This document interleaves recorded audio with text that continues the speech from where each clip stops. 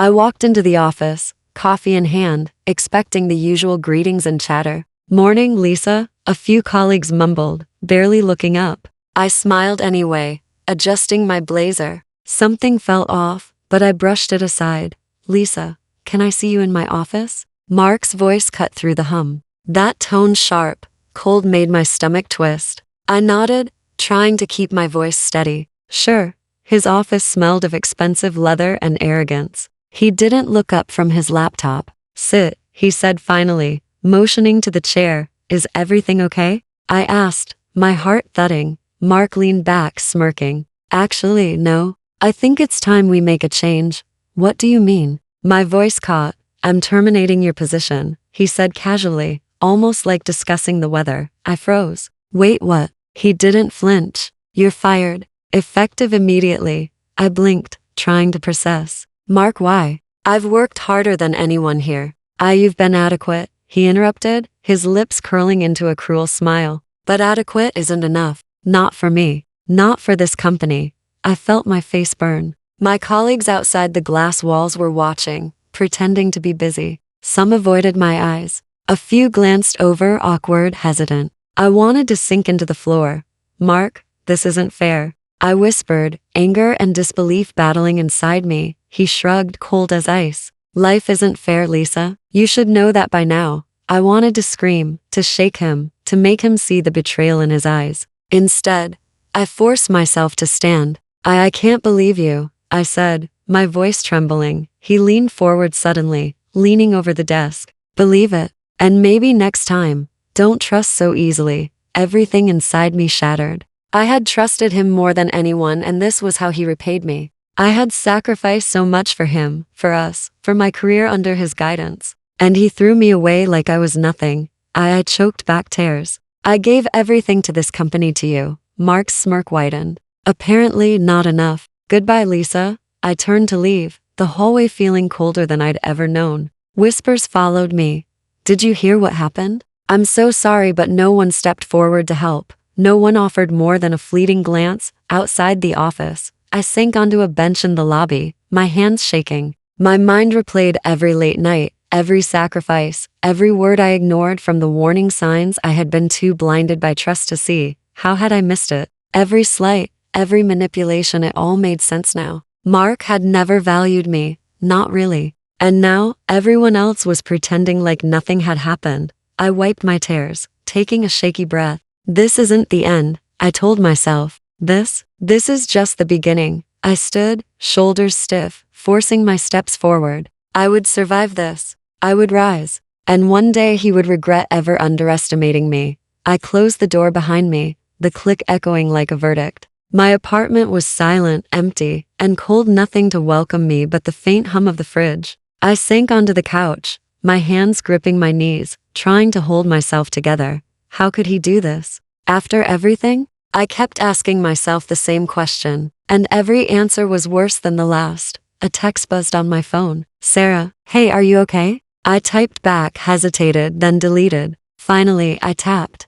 "Not really. Can we talk?" Her reply was instant. "I'm coming over." When she arrived, she burst through the door with her usual energy, hugging me tightly. "Lisa, you look like death warmed over. What happened?" I shook my head, tears threatening again. He fired me. In front of everyone. He didn't even, he just ended it like I was nothing. Sarah pulled back, studying my face. "Oh, Lisa, I'm so sorry. That's cruel beyond cruel. But listen to me, look at me. You are not nothing. Not ever." I gave him everything, Sarah. My time, my effort, my heart. And he threw it away. How could I have been so blind? I buried my face in my hands. "You weren't blind," she said softly. "You were loyal, trusting, maybe to trusting. But that's not your fault. He's the one who failed, not you." I lifted my head, eyes red. "It doesn't feel like that. It feels like I'm broken. Like I can't trust anyone ever again." Sarah sat beside me, squeezing my hand. "Broken? No, heartbroken. Yes. But broken? Absolutely not. You're strong, stronger than you know. This is a wake-up call, not the end of your life. Remember that."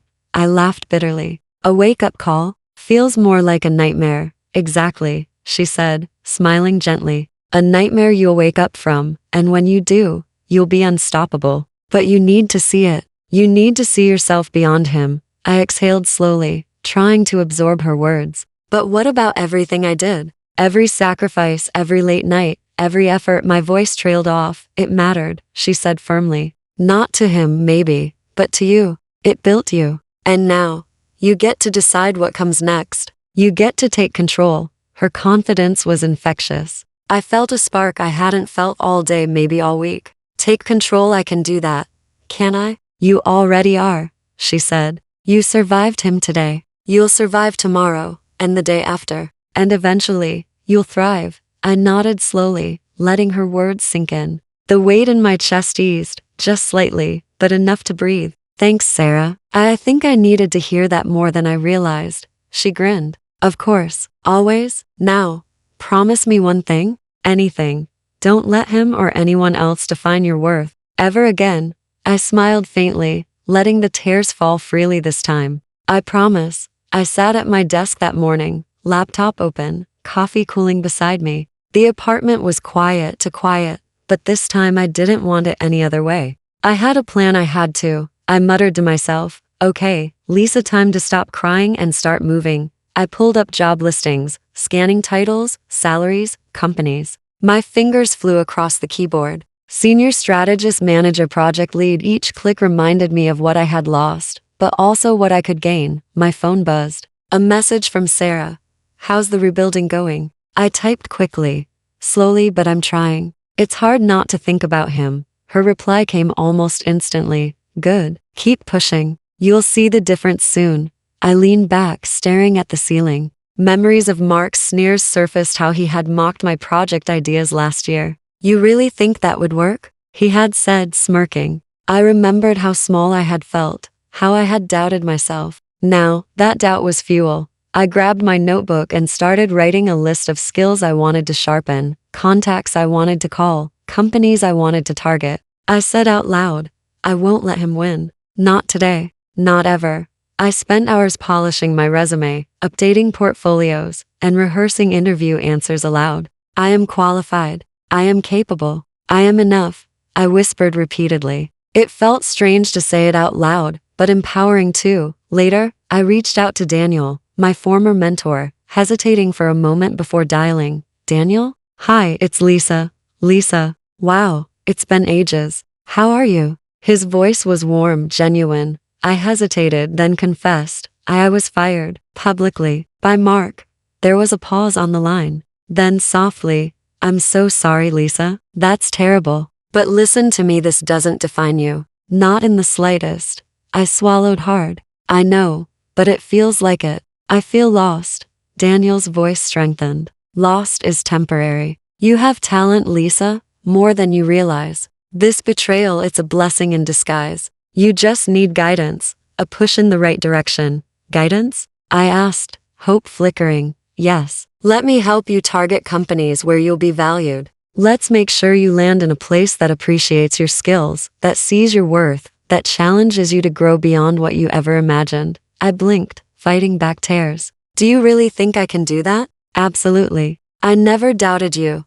Not for a second. You just need to remember it yourself. I hung up and felt a small spark ignite inside me, a mix of hope and determination. I smiled faintly, whispering, okay, Lisa, time to prove yourself. The next few days were a blur of calls, emails, and networking. I spoke to recruiters, sent out applications, and even attended a few virtual panels. Each step I took reminded me that I wasn't powerless. That betrayal didn't define me, it refined me. By the end of the week, I leaned back in my chair, exhausted but proud. Maybe this is better than I thought, I said aloud. Maybe losing him, losing that job was exactly what I needed. For the first time since the firing, I felt control returning. Slowly, I realized the betrayal that had hurt me so deeply was pushing me towards something far greater. I wasn't broken, I was rebuilding. My phone buzzed while I was reviewing another company's project proposal. The email preview made me pause. Senior strategist role, immediate impact opportunity. My heart skipped.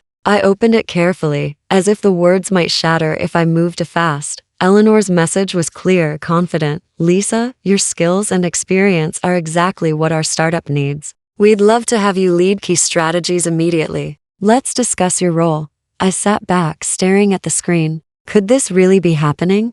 After everything, someone actually recognized my worth without drama or hidden agendas. I dialed the number included. Hello, this is Lisa. Lisa, this is Eleanor. I'm so glad you called, she said warmly but with a sharp edge. We've been following your work. I know what happened at your previous company, and frankly, we think it's a huge loss on their part. I blinked. Thank you, that means a lot. Eleanor laughed softly. You'll do more than just survive here. You'll thrive. You'll have the freedom to implement ideas, shape direction, and really make an impact. The offer comes with competitive compensation, but the opportunity is bigger than money. Are you interested? I hesitated, my mind racing. Absolutely. I need a place where I can grow and contribute, not be belittled. Exactly, she said. I believe you're ready for this. If you accept, we can finalize details tomorrow. I hung up, my fingers trembling. A spark of hope ignited within me.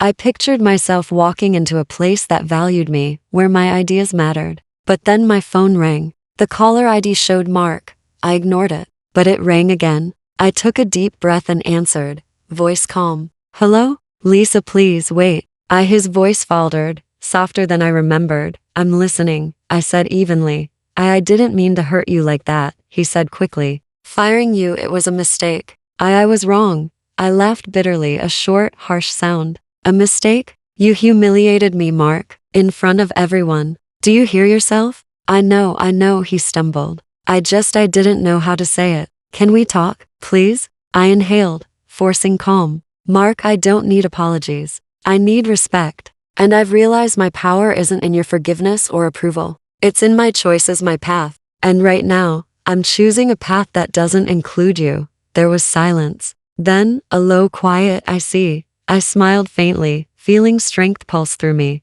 Goodbye, Mark. I hung up, letting the phone slip from my fingers. My chest was pounding, but not from fear or sadness. It was from control, from clarity. I could feel the first real hint of freedom since the firing. Eleanor's offer was more than a job. It was a lifeline, a chance to reclaim my ambition and show the world what I was capable of. I whispered to myself, this is my choice, my life, my power. I picked up the email again, reading it slowly, savoring every word. I'll do this, I said aloud, determination steady. I'll prove to myself and everyone else that I am more than what they thought I was. For the first time in weeks, I smiled, not a timid, uncertain smile, but a sharp, confident one. My life was no longer dictated by Mark or anyone else. The future was mine to shape. The first day at the startup felt like stepping into a new world. I greeted Eleanor and the team, shaking hands, exchanging smiles that felt genuine for the first time in months. Lisa, we're thrilled to have you, Eleanor said. I've seen your portfolio, excited to see what you can do. Thank you, I replied, trying to keep my nerves from showing. I won't let you down. Within days, I immersed myself in projects, offering ideas, proposing strategies, and tackling problems no one else wanted to touch. My coworkers started noticing. You're really fast, someone whispered behind me. How does she do it? I shrugged, smiling faintly. Just focus and work smart. Not everyone was pleased. Clara, a rival colleague, approached me one afternoon with a fake friendly tone. Lisa, can I see your presentation before the meeting? I want to make sure everything is perfect. I looked her in the eye. Sure, you can review it, but the content is final. I've tested the numbers. She hesitated, a flicker of annoyance crossing her face. Oh right, of course. I sensed her subtle sabotage attempts, emails forwarded incorrectly, small misdirections, but I handled them with patience. One by one, her efforts backfired. Each time I corrected an error quietly, I felt a small victory pulse through me. During a coffee break, Eleanor joined me. I noticed how you handled Clara. Very composed. Most people would have reacted. I've learned the hard way, I admitted. Being impulsive doesn't help. Patience does. She smiled. Good. That control will take you far. Keep your focus, and don't let anyone shake your confidence. I nodded, thinking of Mark. I'd wasted so much energy seeking his approval, letting his words define me. Now, every small win here reminded me I was stronger than I'd ever realized. One afternoon, Clara tried again, whispering in the kitchen, Lisa, are you sure your client strategy will work? I mean, last time I turned slowly calm but firm. Clara, I appreciate your concern, but I've tested everything thoroughly. I'll handle it from here. She faltered, and I walked away, heart steady, mind clear. Every confrontation, every challenge, made me sharper, more confident. During a team meeting, Eleanor praised my work publicly. Lisa's strategies have increased efficiency by 20% in just a week. Excellent job.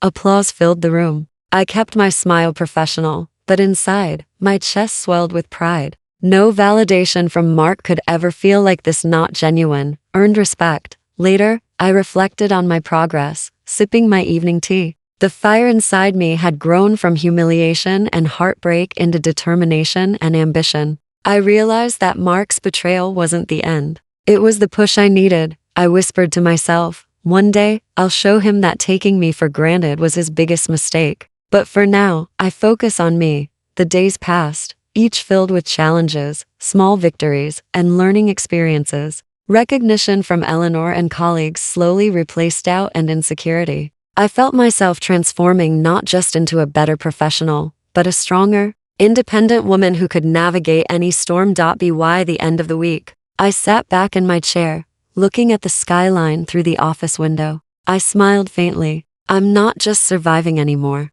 I'm rising, and nothing or no one can stop me now. I stepped into the sleek conference room, scanning the other attendees. Leo, the investment banker, gave me a nod from across the table. Lisa, glad you could make it. We have a few opportunities to discuss today, he said, voice calm but precise. Thanks for including me, I replied, keeping my tone steady. I'm ready. As the meeting began, my eyes drifted to one of the company portfolios on the table. I froze. It was Mark's company. The name was unmistakable. The charts were grim: declining revenue, client withdrawals, employee turnover. His empire wasn't thriving. It was struggling.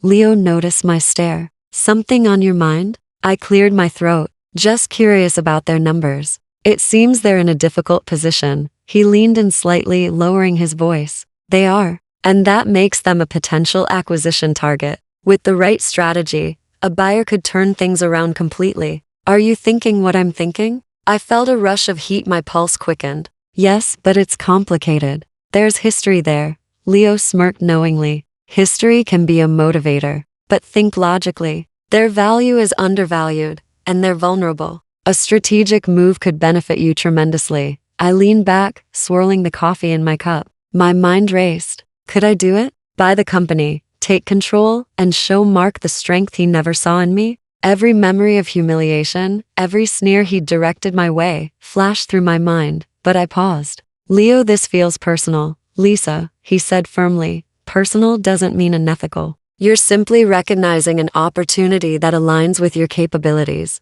The key is to remain professional while making a calculated decision. I nodded slowly, but doubt still gnawed at me. What if I let anger guide me? What if revenge blinds me to the risks? Leo shrugged. Then you fail. But if you focus, strategize, and use your skills, you succeed. The choice is yours. I stared at the financial sheets, my chest tightening. A part of me wanted to act immediately, fueled by memories of Mark's arrogance, his public dismissal of me. Another part hesitated, questioning whether this was vengeance or strategy. I don't want to be reckless, I said quietly. I want this, but I need it to be smart, calculated. That's the Lisa I know, Leo said with a hint of a smile. You don't rush in blindly. You plan, execute, and dominate. That's how victories are won. I took a deep breath, letting the weight of the decision settle. My eyes flicked back to the charts, declining stocks, empty offices, frustrated managers. Mark had underestimated everything. Every flaw, every misstep, now presented an opening. I'll do it, I said finally, voice steady but firm. I'll explore the acquisition, carefully, strategically. I want control not just for revenge, but to prove I'm capable of building something better than he ever imagined. Leo nodded approvingly. Good, that mindset will take you far. We'll draft proposals, approach investors, and structure the plan. But remember, patience is key. Timing is everything. I exhaled, a strange mixture of exhilaration and apprehension surging through me. The fire inside, sparked by betrayal, was now tempered with strategy and intelligence. Mark never saw this coming. I whispered under my breath, a small, triumphant smile tugging at my lips. He thought I was weak without him, but he has no idea what's coming. The meeting continued, but I barely heard it. My mind was already racing ahead, calculating, planning, envisioning the moment I would reclaim power, not just emotionally, but professionally. This was my opportunity to turn the tables, and I wouldn't waste it. For the first time since being fired, I felt complete control over my destiny. Revenge wasn't just a thought anymore, it was a calculated plan. And I was ready. I adjusted the scarf around my neck as I stepped into the conference hall, blending into the crowd. No one would recognize me here, not even Mark. Not that he ever noticed me outside the office anymore. "Lisa, you look unrecognizable," Priya whispered, her sharp eyes scanning the room. "Perfect. You'll get all the intel without raising suspicion." I smiled faintly. "That's the plan. Let's see how much he's slipping up." From across the room, I spotted Mark, laughing loudly, shaking hands with investors. He was oblivious, arrogant as ever. I scribbled notes on his behavior, timing, and interactions, mentally cataloging weaknesses I could exploit later. "Mark always underestimates people," Priya said quietly. "He doesn't notice details." "That's your advantage."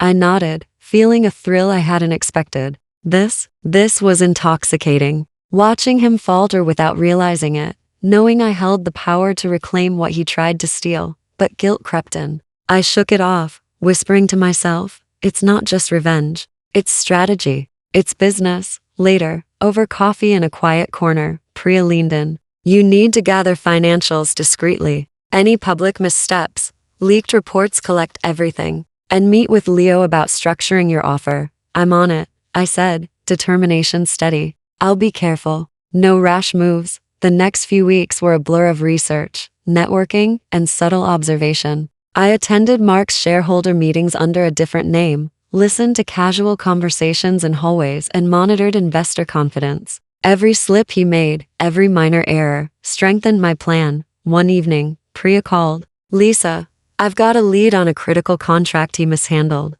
If we leverage this properly, it could increase your negotiating power." I clenched my fist, barely containing my excitement. "Perfect. Schedule a meeting. Let's see how this plays out." As I worked, I reminded myself to stay professional, even in the thrill of near revenge. My pulse raced when I realized how close I was to controlling the game. Each email I sent, each call I made, was a careful step toward the acquisition. Yet, I couldn't ignore the whispers of doubt inside my head. Was this all too personal? Was my desire for vindication clouding my judgment? I took a deep breath. "Focus on the strategy," I told myself. "Emotion is a tool, not the driver." Meanwhile, I noticed subtle changes. Mark's absence in calls, his slightly frantic demeanor, the way his team seemed uneasy. He was noticing cracks, though he didn't suspect me. That knowledge fueled me further, a quiet satisfaction simmering beneath my control. During one late-night strategy session, Priya leaned back.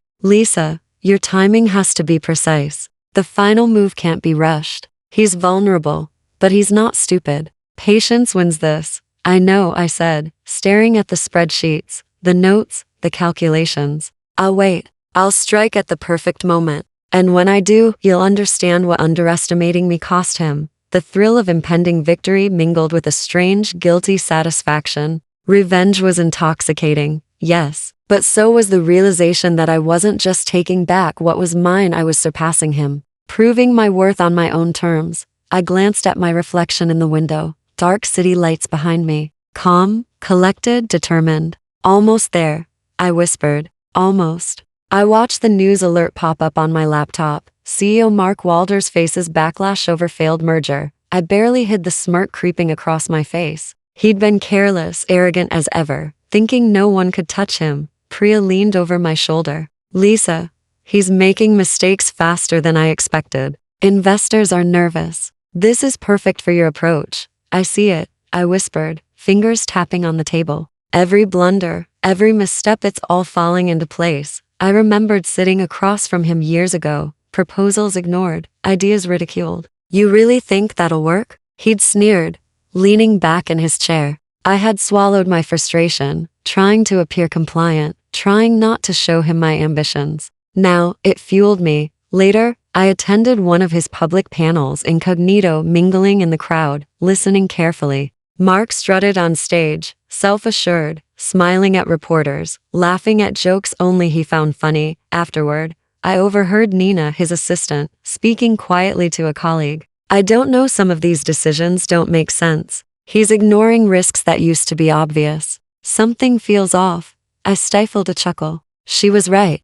He'd stopped listening, assuming loyalty and fear would protect him. Every reckless call, every ignored warning, was a piece of the puzzle I'd been building. Priya nudged me. Remember, keep observing, not intervening. Let him reveal weaknesses on his own. I nodded, my pulse quickening. Watching him falter without suspicion was almost addictive. The tension of holding back, the thrill of patience, it was intoxicating. That night, I reviewed the reports from our team. Employees were quietly leaving, investors hesitating, contracts stalling. Mark's confidence was cracking, though he wouldn't admit it publicly. I muttered to myself. He thought he was untouchable, he underestimated me. Again, my phone buzzed with a message from Priya. Next steps ready. Timing will be critical. Are you prepared? I typed back. Always. Let's move carefully, but decisively. He's unraveling exactly as predicted. In my reflection that evening, I allowed myself a small smile.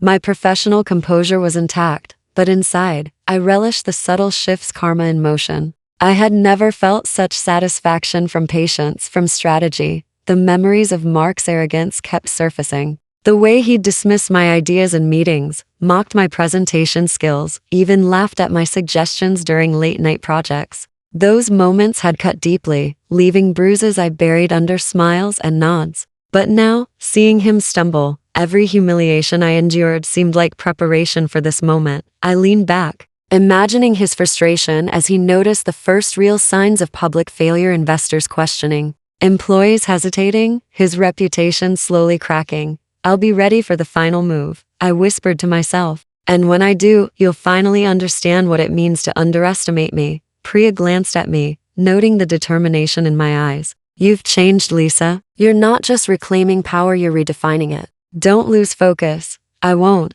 I replied firmly, voice low but steady. This is just the beginning. Everything he built on arrogance and control will unravel. And I'll be standing there, composed, ready to take what's mine, strategically, professionally. Finally, I'll have the satisfaction of seeing the truth he refused to acknowledge. Mark was reckless, blinded by pride, unaware that I had been preparing silently, patiently. The pieces were falling into place, and I was ready to capitalize on every misstep. I arrived at the office early, heart steady, mind focused. Today wasn't about ego or revenge, it was about control, professionalism, and proving what I was capable of. Priya met me at the entrance, holding a folder with a subtle smile. Lisa, everything's finalized. The acquisition papers are ready. Once you sign, it's official. You'll be majority owner. I exhaled slowly, letting the reality sink in. Finally, I whispered. All the planning, the patience, it's paying off. She nodded.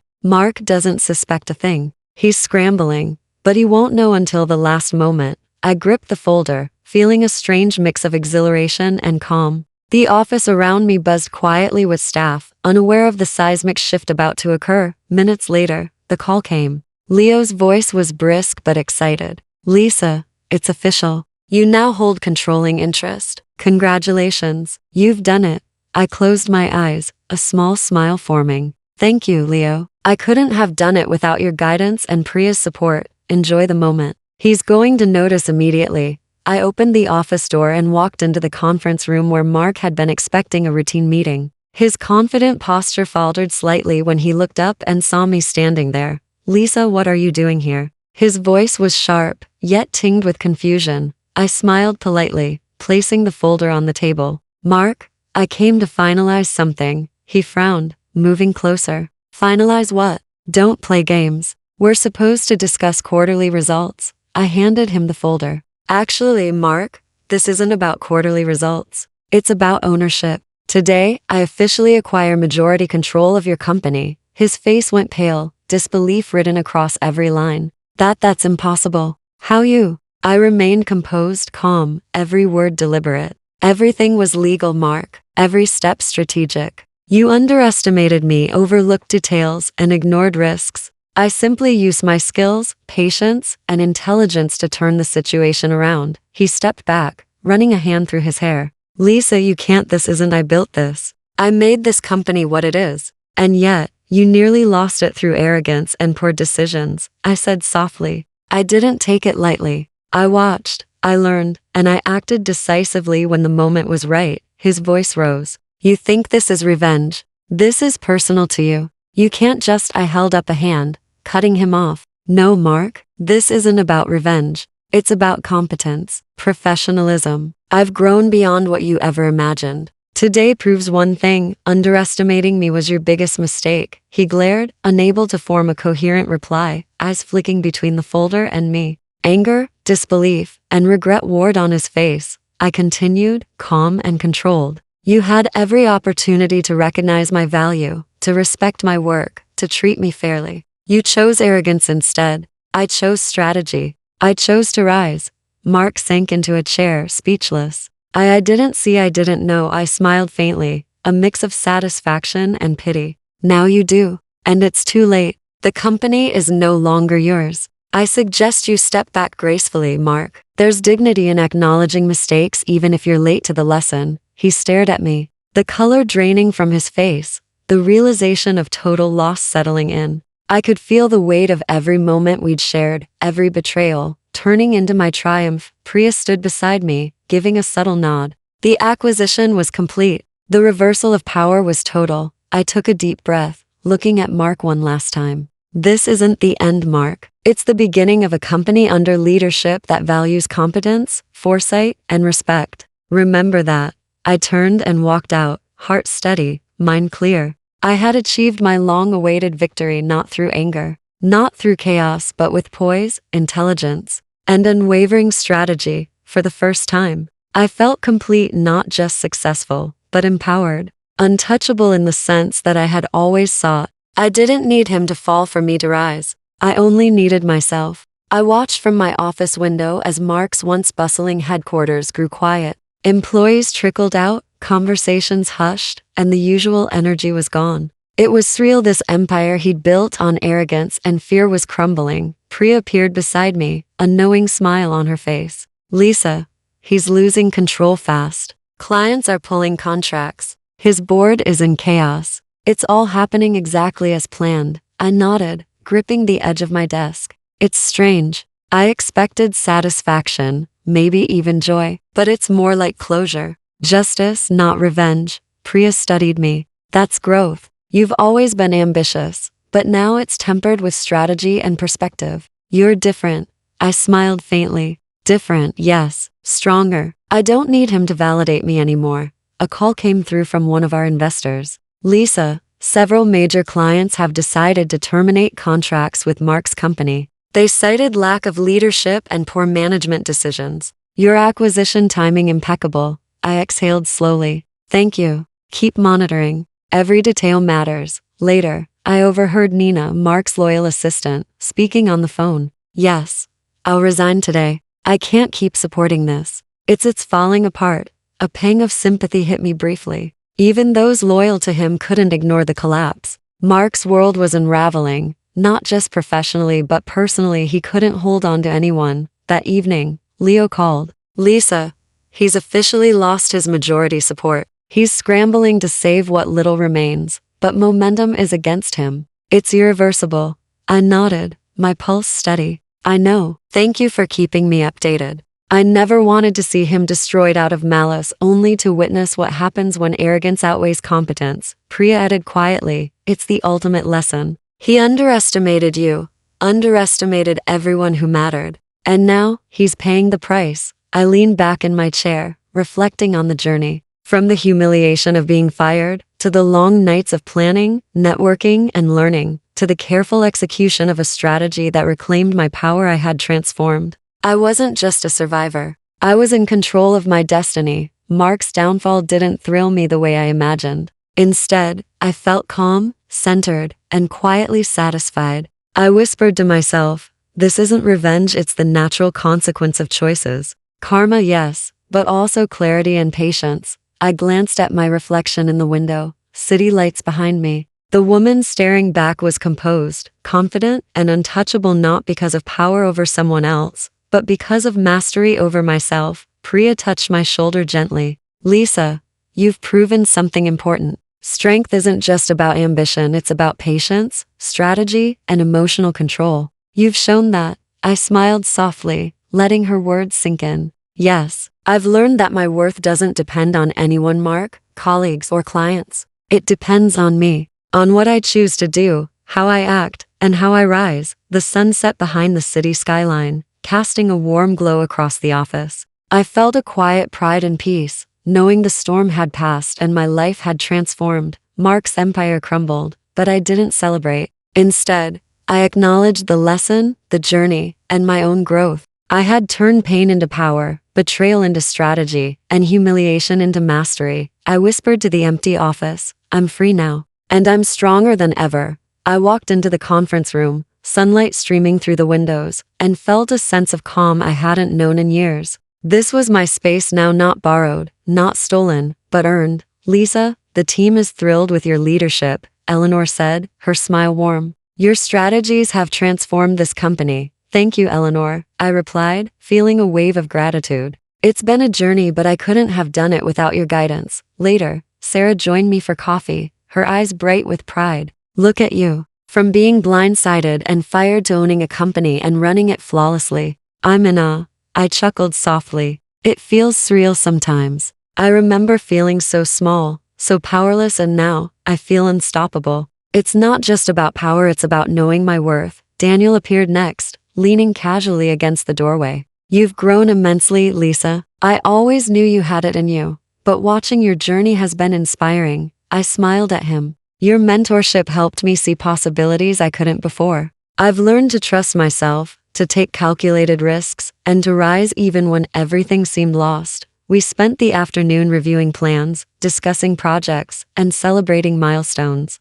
Each conversation, each laugh, reminded me that support and trust were as powerful as ambition. Later, alone in my office, I reflected on the past, the betrayals, the heartbreak, the sleepless nights plotting strategy. Mark's face flashed in my mind for a brief moment, and I realized I no longer felt anger or desire for revenge. It was merely a memory, a lesson etched into my strength. I whispered to myself, I am no longer defined by him, by anyone else. I am my own measure.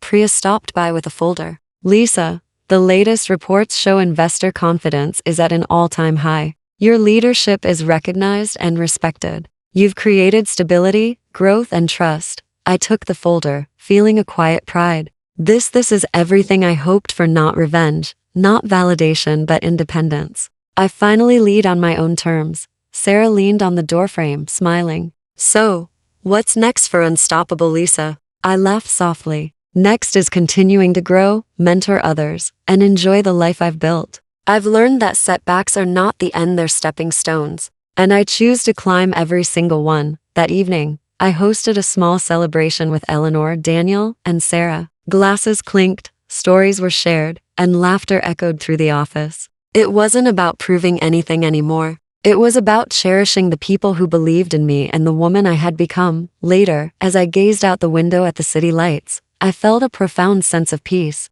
My journey had transformed me, shaped me into someone resilient, strategic, and self-reliant. The memories of pain lingered, yes, but they no longer held power over my heart or my choices. I whispered into the quiet night, I am unstoppable. My life is mine, and I will shape it every single day. For the first time in years, I felt whole, empowered, and free. Rising from the ashes wasn't just a metaphor, it was my reality. And I was ready for everything the future held.